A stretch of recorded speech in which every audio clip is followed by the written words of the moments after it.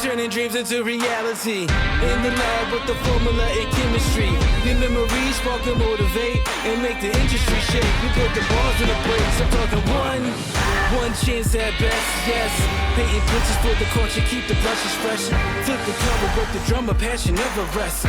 Freedom is our teacher under pressure, now we blessed. See, I was so good for the goal. There's one art, one shot, now the future is yours. Go! Yeah, it's one art, one shot, now the future is yours. Go!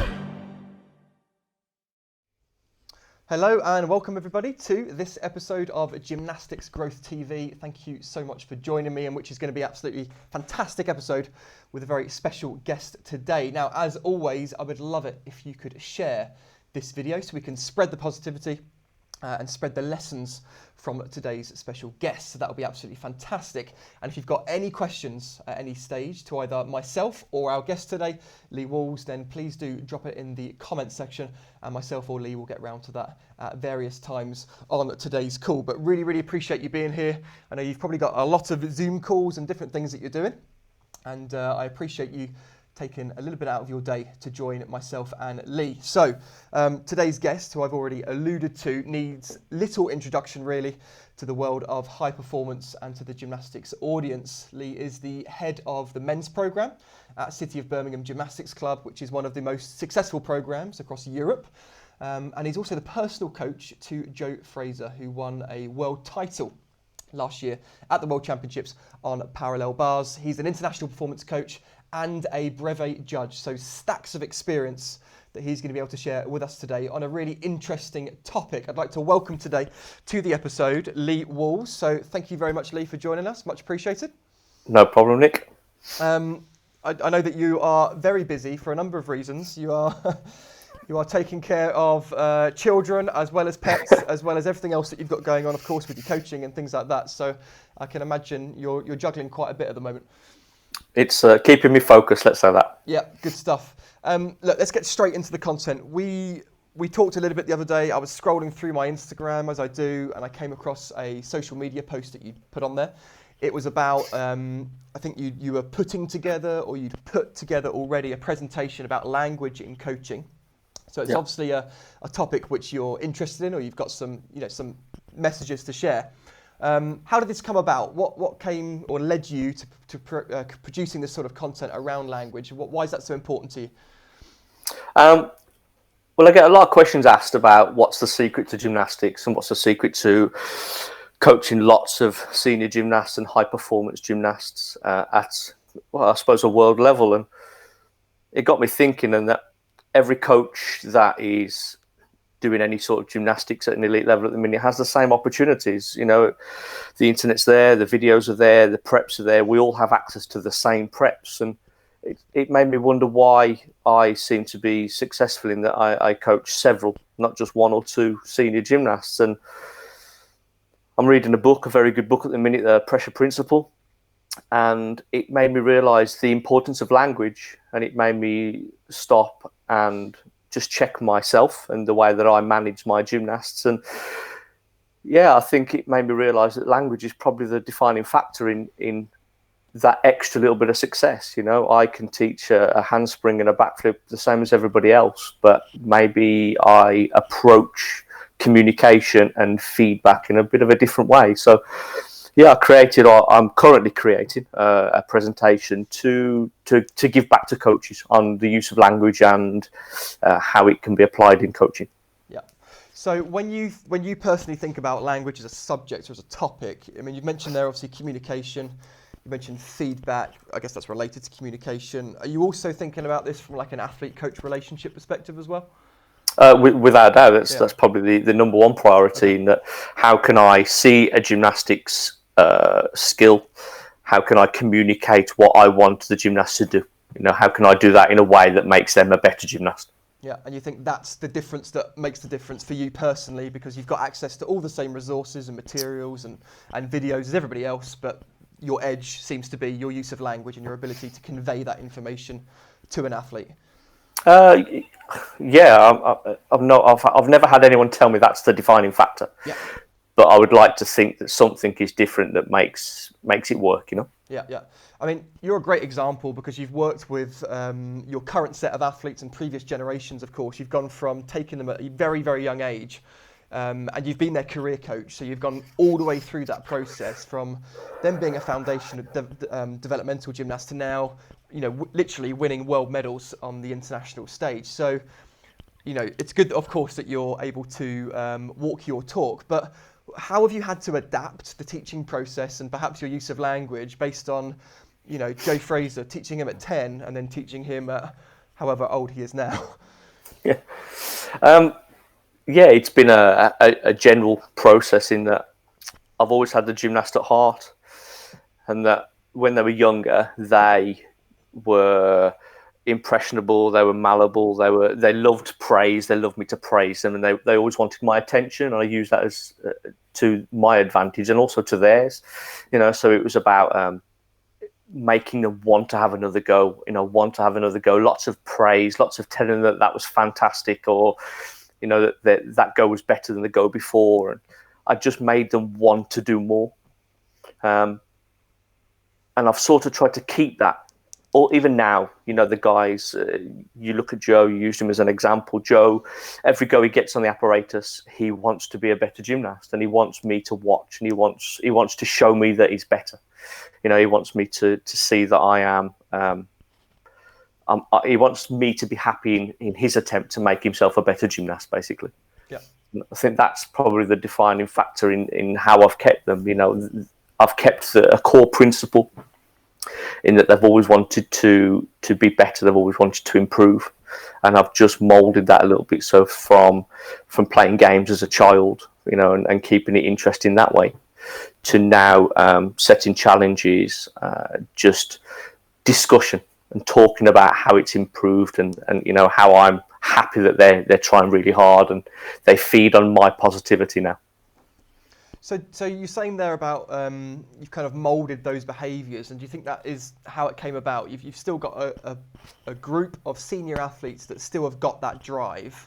Yeah. And as a coach, you feel that your the delivery, the use of language, the challenges, the competitions at a young age, kind of planted those seeds, and now of course you're just modifying the way that you deliver that, as opposed to just expecting the athlete to have that when they first walk into the gym. Yeah. I suppose I've always tried to empower them. Mm-hmm. Everything I've done is about empowering them, and making them take control and want to do it, and I think that's an underlying factor in that everything that I do is about giving them that power, the power to make decisions, the power to talk, the power to discuss and ask questions. Okay. I think it's important. Yeah. So when you say empowerment, that's what you mean. You mean giving them the option maybe of how they approach their training that day, asking them questions, basically creating some form of dialogue between yourself and the gymnast, so that they feel valued and that they've got an input into the program. And I guess that's really important as they get older, of course. Yeah, I mean, when you talk about feedback to the guys, and you talk about the feedback sandwich, the positivity and then the constructive feedback and then the positivity again, I've tried to always do that, even from a little age. But so even once you've done your positivity, rather than just giving them constructive, I've tried to discuss and ask questions so they understand, and they understand gymnastics in its entirety, not just, oh, Lee wants me to straighten my legs because they're bent. I want them to understand, and then once they understand and we've talked about what I expect them to do, then we make a plan of action together. It's not just about me saying I want you to do this. We talk about how the next stage is going to happen, and then I'll reinforce that with more positivity about what we've discussed. Yeah, I think it's really powerful, the questioning part, as in you give them a bit of information and then you're challenging their understanding of it. So do you understand it? Do you understand why we're doing this? Why do you feel that's appropriate? How do you think this can help you? Because of course so many coaches just give instruction. It's just like, this is what you need to do this, follow the orders. I don't need you to think, I need you to do. And then of course we create robots that are very dependent. And what you're essentially saying here is that your athletes are going to be independent because they truly understand the sport. Yeah. By the time they've worked with you on those skills for a number of years, they've got as much of an understanding of that skill as you do as a coach, hopefully. No, yeah, I agree. And sometimes we'll be talking in conversation and I'll be checked and they'll say, actually, that's not right, or that's not the right name or the right value or this or that. And I think, wow, actually, yeah, that's right. I mean, you talk about them being robots, and there is a time and a place for that. Like now, my guys, if they're preparing for a competition, I'll do their whole plan. So they're walking on a Monday, Tuesday, whatever day, and they know exactly what they've got to do. So for me, that works because I've taken that thinking out of the equation and the pressure that comes with preparing themselves for routines. But on a general day-to-day training, it's very much about discussing and talking and questioning things. Yeah, it's a really interesting point. And Lee, what I'd like to do here, I'm just going to show something on screen. You unfortunately won't be able to see it yourself. Okay. It is what I refer to as my equalizer model. And for the coaches at home that are watching this, and for your benefit as well, Lee, there's a number of dials here which are just like a sound equalizer. You can move up and down.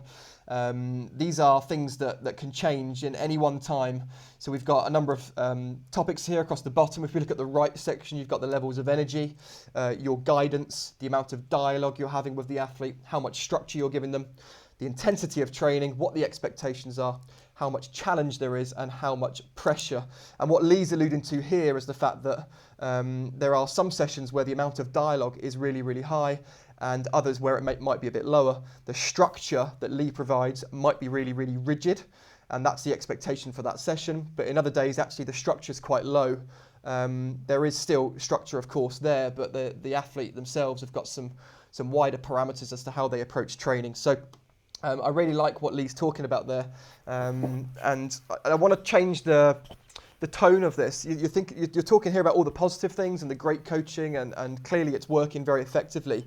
I'm interested to know what that would look like if it was flipped the other way around. So as opposed to empowering an athlete and allowing for this dialogue and having this great athlete-coach relationship, what would you expect to see? What behaviours and attitudes from athletes that don't have that with their coaches?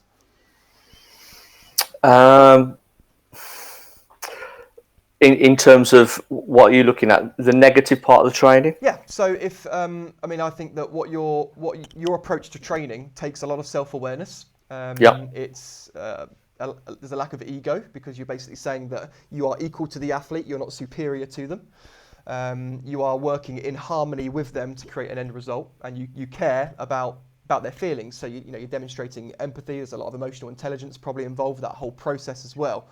Now, there are, as you know, around the world, many coaches that don't coach in this way. And so they'll be very much coming from a dictator perspective. Follow orders, do as I say, don't think for yourself. I don't care what you think. So where do you think the damage is when an athlete's being coached in that way as opposed to the Lee Walls way? Well, I suppose first and foremost, if you take away the gymnast title from all of these children that walk in the door, they're just children. Yeah. And we have to understand that we have to develop them holistically. It's not just about learning skills, it's about everything that goes around that. And for every time a gymnast walks in the gym and a coach is being a dictator, we are ultimately damaging their self-confidence, their self-belief. And if you put the whole thing together as a whole package, they can be the greatest gymnasts in the world. But if they don't believe they are, if they don't think they could be, then they're never going to get to where they want to be and where you want them to go. So dictatorship is maybe great in terms of getting them to do thousands of reps and this and that. But what are we actually doing with that style of coaching? And you have to think about the gymnast away from gymnastics, as a person. And I think we're not doing the greatest job in the world. Yeah. It's you've seen gymnastics on the internet and all of the reports about coaches and this and that at the minute, and we've got to look at how to coach gymnastics better without damaging children, without causing them such pain that when they go home they don't want to walk back in the gym. And there's a lot of cases going on at the minute where they're scared of their coach. They can't talk to their coach. They can't even talk to their parents for fear of it being their fault. And I think we have to understand that when we're coaching gymnastics, the words that we use and the way that we approach improvement, because ultimately we're trying to coach the kids to improvement, has to be with words that aren't damaging to the child's well-being. Yeah, I mean, you're right. There's a lot of suffering still going on, unfortunately, and the world is waking up to it, or the gymnastics community, which is great. But there's a lot more work to still be done. And I think, as I've said a lot of times on this show and on my podcast and my resources, it comes from a place of fear from coaches. Coaches, unfortunately, who lack self-awareness. And their fear is of, normally a fear of lack, a lack of kudos and status and recognition, social status, followers on social media, and all this kind of stuff, as opposed to just being comfortable with who they are as an individual and not needing the approval of others or their athlete to be indicative of their success as an individual. So we definitely do have a lot to be done there. And I think one of the snippets that I'll just pull out of what you said was that we need to be better. And actually, I think that the fear option in terms of coaching with fear is the easy option, because fear is a very good motivator. I use this example an awful lot, but if we had a very scary dog that was angry and barking and it was chasing after you, you would run very, very fast. It's a great form of motivation for you to take action. In the same way that if a coach is using consequences and threats and punishments, and that could just simply be shouting at the athlete, or it could be, go up the rope 5 times, or you're going to stay there until you get it done, and all these things. They are often very good short-term motivators, but of course the long-term damage is absolutely huge. Yeah. That's the easy option, to motivate using the stick, but we want to use the carrot, or of course we just want to get the athlete to fall in love with the process. And Lee, this is where I believe coaches like yourself and people at your level, and when I say your level, I don't just mean the results that you're producing, I mean the way that you deliver. This is where you guys are, in a different league. You're at a totally different level, because you understand the art of coaching. And this is, in my eyes, the difference between, being a great technician and being a great coach. And of course, you're coming from both of those. You're a great technician and you're a great coach. But there are many great technicians who are terrible coaches. They can only use consequences and threats and punishments because they've got no other tools in their toolkit. So for the coaches that are watching this, and I always say as well on these shows, there are as many fantastic coaches out there as there are terrible ones. So I'm not aiming this at bad coaches at all. For the coaches out there, with the art of coaching and being better at using language, what do you think the first steps are? Like, what is really going to help the journey of the athlete? What's going to help them enjoy and fall in love with the process more? And how can coaches immediately change the way that they use language to help them? I suppose my number one, if I was going to bullet point them, my number one bullet point would be embrace mistakes. I try to avoid the word failure, but for this purpose, we'll use the word failure because everyone knows what I'm talking about. Gymnasts and coaches as well have to embrace the fact that mistakes are going to happen, and that's part of the learning process. And that my guys, if you're in the gym and somebody falls off an apparatus or something happens that we weren't planning on, we laugh, because for me, every gymnast that gets on an apparatus has to understand that gymnastics is 90% failure, it's 90% falling, it's 90% mistakes. And through those mistakes is how we learn to be better. And let's say, not that I'm an expert, if a gymnast is scared to get on the beam in case they fail, they are never going to succeed. It's the same as the boys' pommel horse. If my guys get on and they're meant to do a routine and they fall off once, twice, 3 times, I don't comment. They get on, they finish their routine. If it's that bad, sometimes an attempt is so bad, you can only laugh. But I never want my guys, my kids, my gymnasts, whoever I come into contact with to be scared of trying. And I think if we can embrace failure, mistakes, you're over the first hurdle. Nice.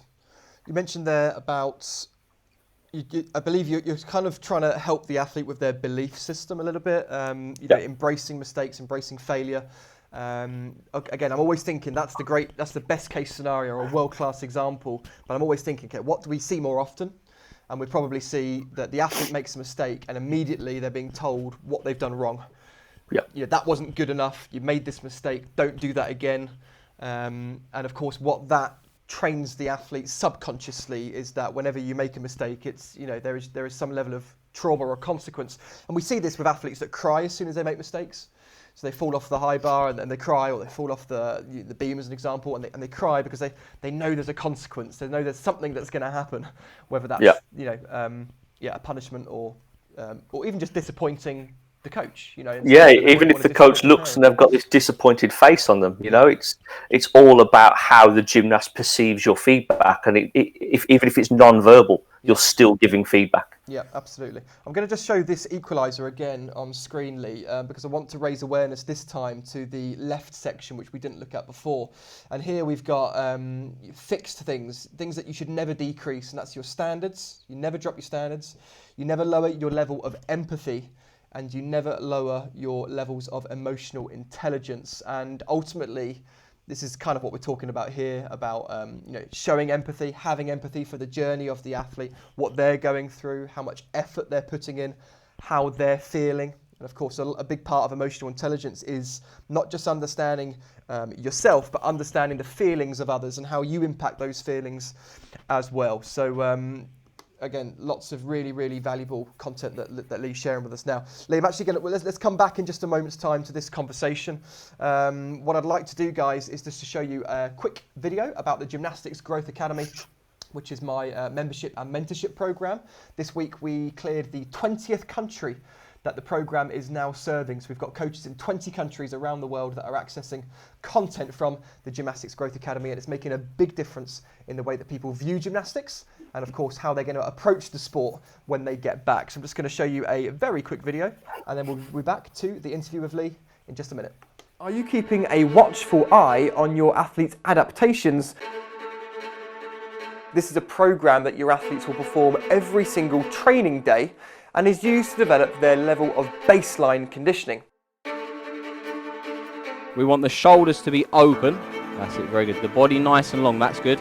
We're trying to isolate the top of the back, build the pyramid of preparation. The higher the skill level, the more unstable the tower or the athlete will become. I'm giving you the recipe, you just need to choose the ingredients. That might be an element, it might be a routine. From here, find your chest. This is connection drill. We want the athlete to have a really balanced push and pull ratio. And we are live. Welcome to the Gymnastics Growth Academy live broadcast. Be the best version of you, because that's all you can control. Cast to handstand, upper body weights transfer, 8 and 15 repetitions. He's sickling in this foot. Make sure that's clean and classy. 9 and rest, good. So our job as coaches is to ensure the athlete fulfills their long-term potential. Anything is learnable, and that's what this academy is about. Just commit to being the best version of yourself possible. Until next time, raise your standards.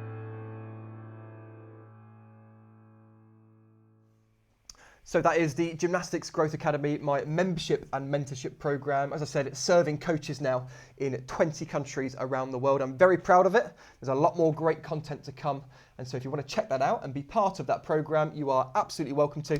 Visit gymnasticsgrowth.com and you can find out more information. Now, before we get back to this fantastic conversation about the use of language with world-class coach Lee Walls, I'd like to encourage you just one more time to please share this video if you haven't done already, because these messages are super important for the gymnastics community, and Lee's doing a great job in serving this audience today. So if you wouldn't mind just hitting the share button, it will take you 2 seconds, not even that. I'll be very, very grateful. Of course, if you have any questions about the content that myself and Lee are talking about, please drop them in the comments section.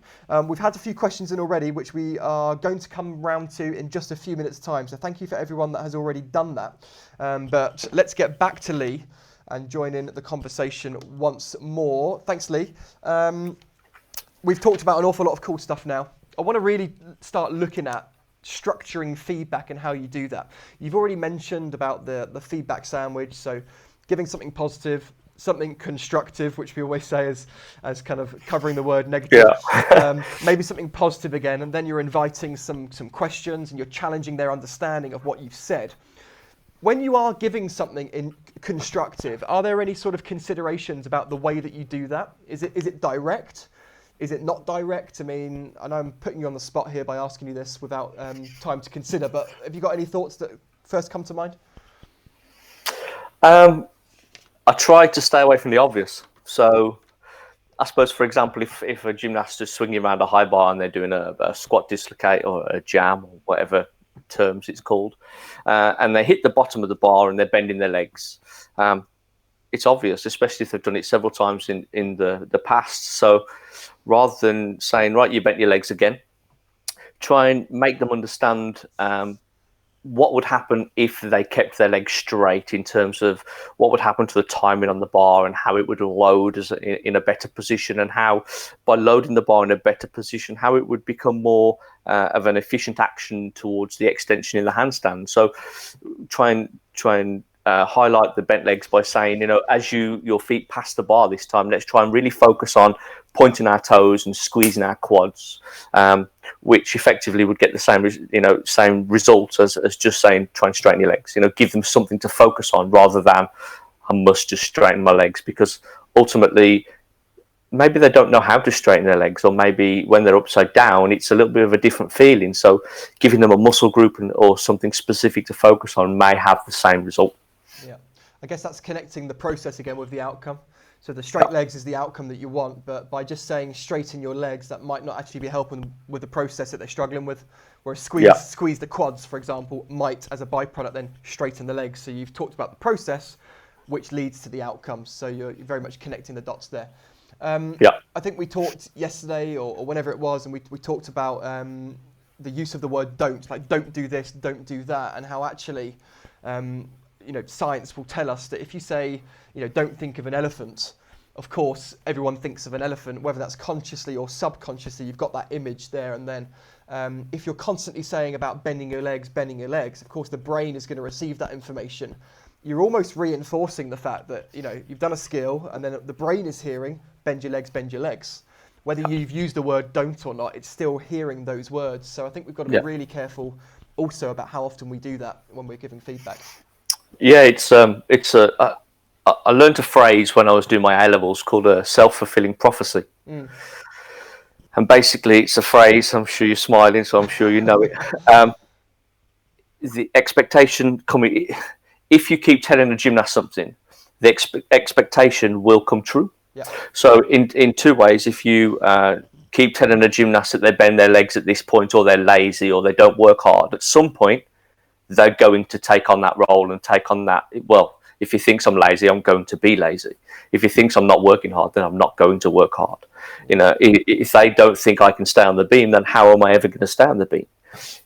But we can also flip that and turn it into a positive, and look at this gymnast, you're such a role model, you're working hard all the time, you're this and you're that. And then they start to embrace that, all that confidence, and I think, like you said, we just have to be careful in how we talk to the gymnasts. Yeah. So again, in that case, by praising the athlete and recognizing all the good in them, you are still creating a self-fulfilling prophecy, but it's a much more positive one rather than the negative use of language. And it's all about belief systems. If you can build, which is what we do, we are, as coaches, building people's belief systems when they're very, very young, and they're in the formative years, like psychologically, in the way that they experience the world and the way that they view people, society, interactions, and of course themselves.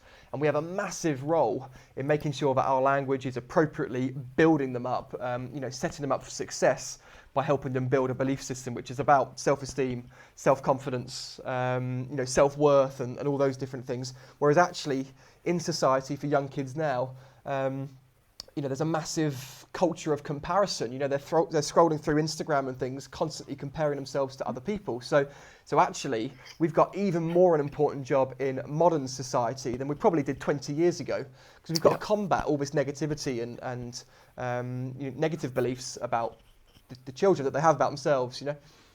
Yeah, I totally agree. And actually, I had a really good conversation just before actually lockdown to my guys about how everybody is basing their whole life at the minute around social media, especially of a certain age, maybe 8 to 19, 20. And I talked about my guys, and they're all followers based. You know, everyone's super popular on social media, and what I made them realize was that every time they post a video of success on that, everyone looks at it and says, wow, those gymnasts are amazing. I'm never going to be that good. I can't do that. I'm never going to be able to do that.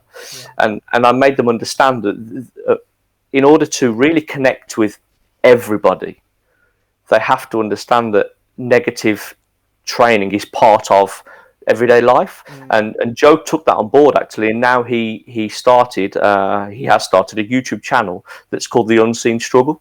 Right. And he talks about how just because you see him on the television winning a world championship gold medal, he shows 8 weeks of what actually that took, you know, and the crying and the failures and the falls and the days where he comes in the gym and it's like he's never done gymnastics before, you know, just to get that perception that actually these people are normal, you know, and just because they are deemed superstars in the eyes of many, they are still truly just children, young adults, human beings.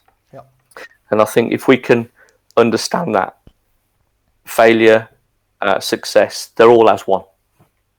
It's the experience of life, isn't it? It's literally just the process of living.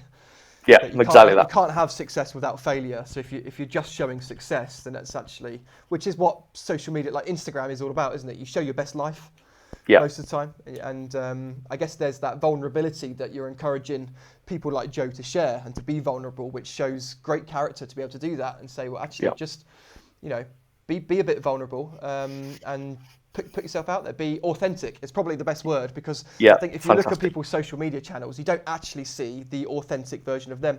You see their best version. And of course, we all have these big ebbs and flows and dips, and a lot of people just don't see that, which is part of some of the mental health battles that we have as well. But we're probably going off a little bit of a tangent. Let's bring it back. Yeah. Again, guys, if anyone's got any questions or comments, I'd love it for you to drop them in the comment section whilst we've got Lee here. Lee, the reason I was smirking when you talked about the self-fulfilling prophecy bit earlier on, I wrote a blog post about this probably a couple of years ago now. Okay. In my previous personal coaching years, quite a long time ago now, basically the first set of athletes that I ever worked with and could have sort of called myself a personal coach to, I worked with, and one of those particular athletes, I used to nickname her a sloth because she was so slow. Everything was slow. She'd put the handguards on slow, she'd get on the apparatus slow, she'd go into the bathroom and back, it would like she'd be forever. Everything she did was slow, so I nicknamed her Sloth, and of course all I was doing was reinforcing the fact that she was slow. And at the time I just thought it was a funny joke, and now on reflection I know that I wasn't part of the problem in terms of her being slow in the first place, but I definitely wasn't part of the solution. Yeah. And I probably contributed to her staying in that way. So that's why I was, just found it, when you mentioned that, I was like, yep, you're absolutely right. Use of language. We are, embedding this belief system into people from a very young age. We've got a massive amount of importance. Got some questions here, Lee. I think it's a good time for us to tackle those if you're happy with that. Yeah, let's go for it. Let's go to Will Trude. And Will says, hi, Nick and Lee. Have you got any tips for encouraging young gymnasts to set high standards for themselves, both in general and particularly considering the current pandemic where many coaches are furloughed, unable to stay in contact with their gymnasts training at home by themselves? Let's break that down into two sections, because I think the first part in itself is quite an interesting question. So have you got tips for encouraging young gymnasts to set high standards for themselves? Hey, Will. Good question. There's two ways I'd tackle it. And that's the first is, do they actually know what standards in terms of, like, if I said to my guys, what do you want to achieve? They'd say, I want to go to the Olympics. If we're talking about young kids, have you spoken to them? Do they understand? For example, if you want them to get a handspring in 6 weeks, do they know that? Do you, I'm trying to give an example where I could use, with little guys, I would sit them down and I would write targets with them, or I'd get them to write their own targets, but I would discuss those targets with them, because sometimes little kids don't really understand the targets. So, for example, if you've got a little kid and he's written 4 targets out and they're not realistic, talk to him about why they're not realistic, or if they're not lofted enough, if they're not hard enough for him, talk about why they're not, and tell him about how you think he could be a better gymnast. And if that target you think could be better, talk about how he could improve on that target. But I think, again, it all comes back to discussions and questions and talking and making them understand where they're going. Awesome. Thank you very much, Will, for the question and Lee for the answer. We're going to move on to Abby now. And of course, we were talking about embracing failure and almost encouraging that as part of the process because it's important. Abby's here said, but what if you have a gymnast that purposely fails for attention? Oh, difficult one. And we've all had these kids. Yeah. It's a hard one to approach in that my initial question to myself is why do they want my attention? You know, why are they craving my attention? Is it because they feel like they are the only one that needs the attention in the gym? Is it because there's an underlying issue? Do you not give them enough attention originally? Is it because they purely just want you to be there next to them? It's a tough one. It's why are they falling off for attention? You know, what attention? That's almost negative attention, you know, because do they stay on the apparatus when you're next to them? That's a really good question. I'll have to have a think about that. Nick, have you got any views on that? I do actually. Yeah, I mean, to be honest, I think I was thinking exactly the same as you. I would always be going to the why. Behaviours are intentional, okay? So an athlete will be doing that, of course, for a very intentional reason. In this case, you said it's attention.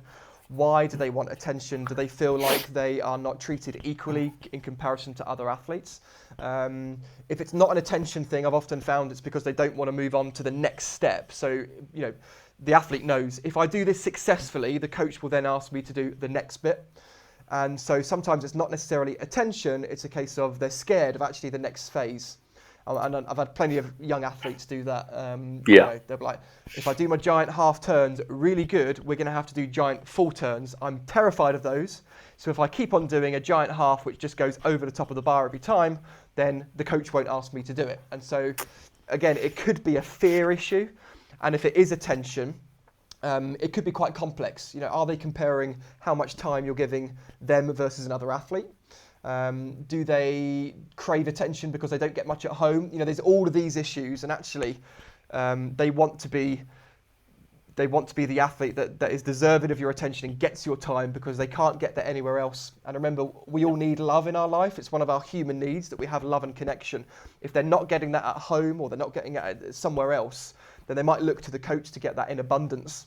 And therefore, if they just feel like they're just another team member, then they might not be feeling still that they're getting enough of what they need. So it's a complex issue, but I do agree that it comes down a lot to it about talking, discussion, understanding the athlete. And even young athletes, you know, you can still invite conversation with them. It's not just something that happens when you're working with a junior or a senior. Of course, the use of language and the way that a 9-year-old will articulate how they feel will be very different to a 14, 15-year-old. But it's our job as coaches to demonstrate the level of empathy and emotional intelligence that we need to kind of dissect and filter what they're saying and interpret that in the right way. So hopefully, Abby, that provides you a little bit of food for thought there. Thank you for the question again. Colin Zand, our friend Colin, has said, hey, Nick Ruddock and Lee, is criticism good in coaching? Will that have any improvement in a gymnast development? Well, the straight answer for me would be no. Criticism is probably the wrong word to use. I think criticism says to me that it's personal. And I think we need to get away from anything that's personal. Everything should be about gymnastics. It should be gymnastic orientated and improvement orientated. So rather than criticism, let's break it down into constructive feedback and talk about how last go wasn't great because how can we improve that? What can you do to improve that?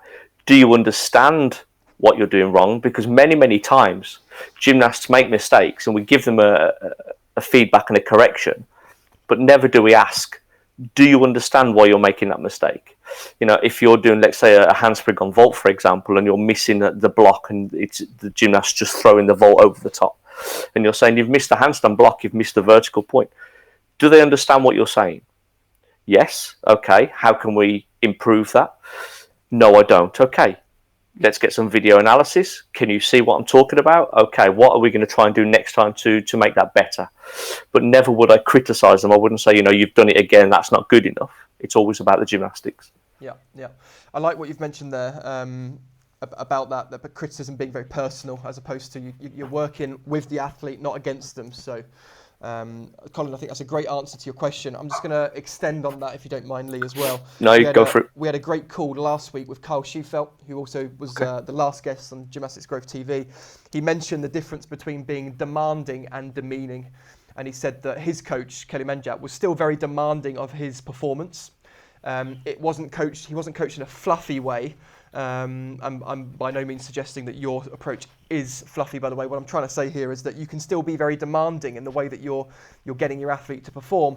And just an example, because athletes will perform sometimes way underneath their optimal level of performance, and that might be down to attitude. Sometimes that happens, and if that was to happen, instead of having a conflict or provoking some sort of argument, I'm still very happy to pull them aside and say, look, is everything okay? Because I understand that you're not performing at your best today. Is there anything that you want to talk about? And if I said nothing, then I might say, look, I don't know how you're feeling, but I really need you to put in a little bit more effort than you are today. So you are still demanding more of them, but they don't need to do that in a confrontational way, in a critical way, by basically saying, you're lazy, you shouldn't be here, you're a waste of space, get out of the gym. It's a case of saying, look, come on, you've got to push yourself. You're better than this, so let's pick up your work rate and let's get this job done. So I think there's a big difference, and Kyle, encapsulated it beautifully. Demanding, not demeaning. What's your perspective on that? I 100% agree. 100% agree. There is, just because we're in the current climate, we're talking about the holistic approach and making sure gymnasts are happy mentally, physically, gymnastically. Doesn't mean to say our standards have got to drop. And we can still have massive expectations of the gymnastics, but we have to just communicate it in such a way that makes everybody happy, basically. Yeah, nice. Yeah.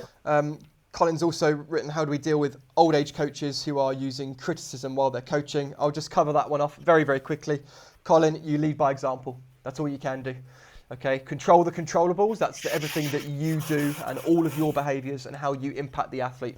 Lead by example, and hopefully that will have a ripple effect from other people around you. Rabin's asked a couple of questions. Let's find this one, I think. What is your why? Has that changed and developed over your time as a coach? Great question. Yeah, great question. In fact, we were talking about this yesterday with the GB coaches. My why at the beginning was very much about, and I suppose in a way I'm not proud to say, it was about me being recognised as a high-level coach.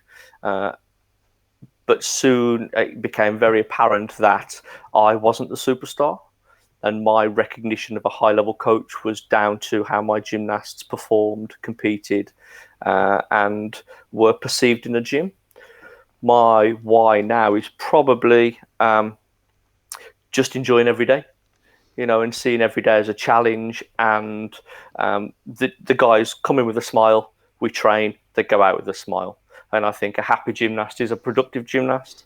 So everything about my training nowadays, regardless of whether it's 5-year-olds or 25-year-olds, is about having fun. And I think there's no real reason, and I'm sure if you've ever seen any of my guys' social media videos, there's no reason why you can't be a high-level gymnast and have a ball, Yeah. So, it's my focus, my why has changed from being super successful as a person to being successful, but in a very different way. Yeah, and I think I echo the same thing. Obviously, I had a huge ego when I first started coaching personally, and that impacts everything and everyone around, and my approach. And as a result of that, that you have issues with relationships and all that kind of stuff. And then eventually, I think it's the maturation of a. Well, basically, it's growing up, but it's also growing up not just as a person, but as a coach as well. Or I should say, not just as a coach, but as a person as well. It's, typical behaviours of a 15, 16, 17-year-old and still in early 20s, and then maturing later on as we get more life experience, I guess. I found very quickly that I didn't have anything to prove. I didn't need to prove to anybody. Okay. Things would happen if I just got my head down and worked hard. I didn't have to puff my chest and talk a good game. You know, results and happy gymnasts. Happy gymnasts talk. Happy gymnasts laugh. You know, and it's perceived as a great environment, and that was enough for me. Yeah, awesome. You've alluded to it here, but Rab's sort of second comment, actually, it came earlier on.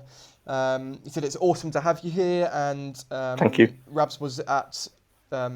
He was in Stuttgart. He was in the arena. I managed to arrange some tickets for him. He said that seeing Joe's P-bar routine live was an incredible moment at the Worlds. Congratulations to both of you. What was that journey like for both of you, and was that part of the game plan for that competition? Well, that P-bar routine was 4 years in the making. So after Rio, I came back from the games and massively motivated. And I sat down with all my guys and I said, right, this is the new code of points. These are the skills. This is what we need. Let's talk about routines that will suit you. And we did it. And Joe sat down and we talked about this routine. And believe it or not, it was that routine was set in stone 2 years out. We'd competed all of the elements in different forms and different combinations. But we went to the European Championships in 2019 and Joe, although he had a really good routine of 6.4, we came back and discussed the fact that he needed a higher final score and a higher difficulty. And we'd got skills in the bag that we'd competed previously or trained previously. And his realization was, yeah, you know, we need to do it. So we put the routine together over the course of 2 years. And we knew in terms of difficulty that he was as high as anybody else in the world at that time. And we knew through previous competitions and controls that 14.8 to 15.2 was a definite possibility. So without looking at anybody else, Joe knew what score was potentially available. And in qualification, he scored 15 with a 3/10 deduction. The judges made us very aware that he didn't hold a handstand, which lost him 3/10, which was 15.3. So just on the scores alone, we knew he was there and thereabouts. And yeah, the final day came and Joe just did his thing. You know, he didn't look at anybody else. He didn't worry about what they were doing. When we ran onto the podium, I had to tell him to calm down because he was a little bit of a rabbit in the headlights. But even now he says, you know, he took that on board and he took a deep breath and just says, you know, this is my normal preparation. It's no different. Went out, did the routine. And even now, I'm not very happy with the routine. It's not. I know that he could do a better routine. And Joe was a little bit disappointed at the end. He didn't stick his dismount, and we always said that to win a world or Olympic medal, you need to stick your dismount. Right. So when he took that step, he was almost like, oh well, okay, it is what it is. And then yeah, things happened, and yeah, he was on the top of the podium. So from a personal coach's perspective, I know there's more in the tank. Yeah. But from a results perspective, he's world champion. So I can't really argue with that. Yeah, absolutely can't. And I was very close to the P-bars, myself and Leonie in that sort of corner anyway. So it was great to watch it live. Unbelievable. So again, congratulations. And I think Thank you. It's interesting, and although we're moving away from the topic of language here, which is absolutely fine to go off a set topic, what you're very much focusing on here is the process, of course, and not the outcome. So rather than saying to Joe, we're going for gold, we want you to be the world champion. Well, of course, you want all those things, but actually that's a distraction for Joe because Joe can't control the judges, he can't control the other athletes and what they decide to bang out in competition. All he's got control over is when he steps up onto the podium, his performance, and that's it. So taking ownership of that and you encouraging him to do that, of course, would help him. Helped him to do the routine that he did on the day. Yeah, I don't ever, and probably I'm very different in my approach to competitions, is that I never do control competitions back in the gym. I never do judged control competitions, because I'm not on the judging panel on the day. I can't control what score he's going to come out at. My pure focus is on him getting from skill 1 to skill 10. And that's it. If he can do a routine, what will be will be. And we never talk about scores. I always talk about deductions with him. So, that skill, we could have done this you lost 3/10, 1/10, whatever. But I never talk about, that was a 15 routine, that was a 15.5 routine, because ultimately that's not going to help him. If he goes to a competition, let's say an all-round competition, and he starts on P-bars and I've scored him at 15.5 and he comes out with a 14.8, straight away he's thinking, well, I've lost 7/10, I'm 7/10 down on my final score now. So I never approach scores with them. I just talk about deductions. Yeah, and Yeah. probably an important message to embed into the athletes when they're much younger, of course, particularly as the judging between a regional competition, a county one, a club one, a national one, international one is vast. You know, you could deliver the same routine and be judged entirely differently based on the experience of the judges and all the other factors as well. So I think it's probably a very important lesson for coaches to bear in mind with their younger athletes is don't let them or don't encourage them to be focusing on that score, and the parents as well. Because of course the parents will be at home print with the score sheet there going, this one beat you by 3 temps, you need to do that on that apparatus, and start again just focusing on performance. Luke Carson talked about this when he was a guest on my podcast as well, and he talked about the journey with Reece and also very, very interesting getting into the mindset of the messages. And again, this is all about language. What message and what language are you using? You know, where is the area of focus for your athlete when they step up onto the podium? Are they thinking about a score, or are they thinking about their performance? Because ultimately, there's only one of those two things that they can control. So, very, very cool. Excellent. We have no further questions, Lee. And I just want to say a massive thank you for you being here. This has been a fantastic interview.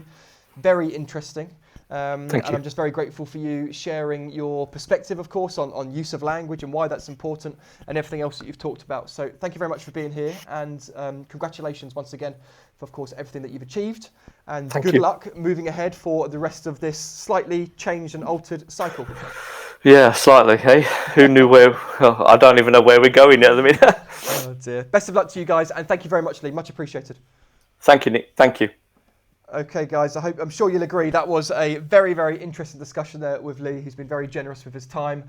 I'm just always fascinated talking to coaches of Lee's level. You know, I want to know what mindset, what belief systems, what knowledge has led them to where they are. Lee and his gymnasts are certainly very impressive, and there's certainly a lot that I've learned from him and will continue to do so. And I'm sure you could say exactly the same. Guys, before we sign off for the day, I'm going to share just one more video with you. This is about the masterclass recordings that are available at nickroddock.com. They're currently retailing at 50% off. There's over 22 hours of technical content available, and here is a very short promo, and we'll be back in just a moment. It's the first of 6 masterclasses. Today is all about vault and sprint development. Just very excited about the fact that we're all here together. People have a love for bars.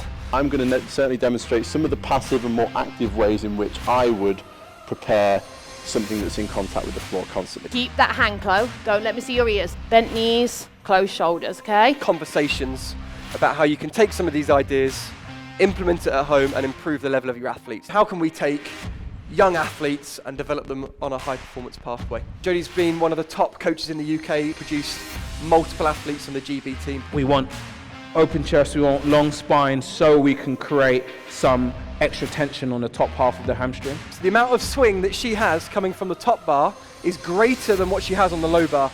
You're carrying the speed from the round off flick into a takeoff. All you're going to do is send that rotation flying. You can have no chance at all. A bit higher, good.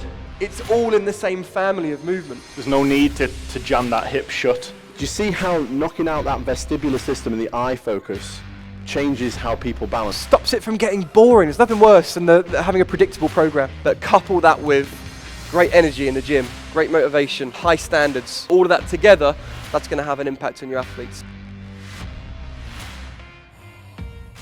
That was the masterclass recordings, like I said, available at 50% off. And actually, we've got another special offer with that.